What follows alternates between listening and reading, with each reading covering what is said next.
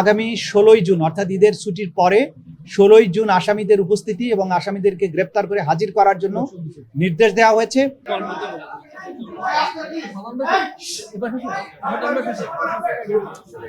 সাংবাদিক বন্ধুগণ, যে আজকের প্রসিডিংস যেটা ছিল আপনারা সবাই জানেন যে আজকে বাংলাদেশে জুলাই এবং আগস্ট বিপ্লব চলাকালীন সময় সংগঠিত মানবতা বিরোধী অপরাধের দায়ে আসামি শেখ হাসিনা, আসামি আসাদুজ্জামান খান কামাল, আসামি চৌধুরী আব্দুল্লাহ আল মামুনের বিরুদ্ধে মানবতা বিরোধী অপরাধের দায়ে অপরাধকে আমলে গ্রহণ করা হয়েছে। 5টি অভিযোগ তাদের বিরুদ্ধে আনা হয়েছে এবং 5টি অভিযোগের ভিত্তিতেই অপরাধকে আমলে গ্রহণ করা হয়েছে। আমরা বিস্তারিত তথ্য প্রমাণাদি আদালতে তুলে ধরেছি, যেটা লাইভের মাধ্যমে আপনারা এবং গোটা জাতি এটা শুনেছেন।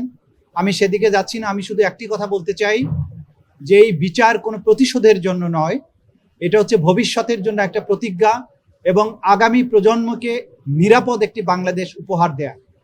আমরা বলেছি এই বিচার হবে আবেগ শূন্য, প্রমাণ নির্ভর, তথ্য নির্ভর, নিরপেক্ষ এবং ন্যায় বিচার। সেটি এনশিওর করার জন্য আমরা দেশবাসীর এবং সংশ্লিষ্ট সকল পক্ষের সহযোগিতা কামনা করি। বিচারের মাধ্যমে একটা সমাজে শান্তি এবং স্থিতিশীলতা প্রতিষ্ঠিত হয়।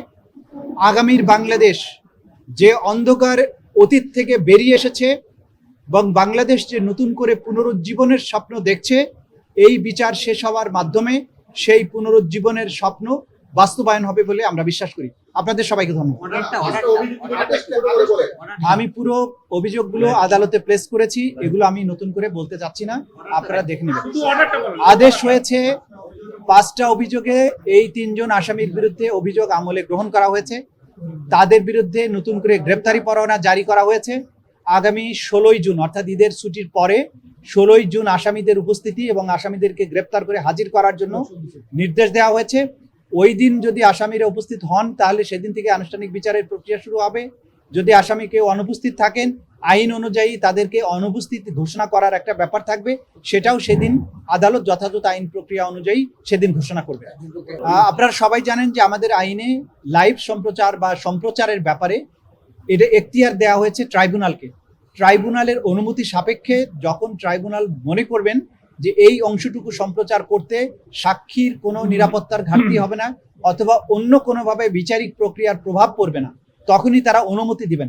লাইভ সম্প্রচার ভবিষ্যতেও হতে পারে, তবে সেটা নির্ভর করবে আদালতের অনুমতির উপরে। যখনই আদালত অনুমতি দিবেন তখনই আমরা চেষ্টা করবো এটা লাইভ করার জন্য। Thank you.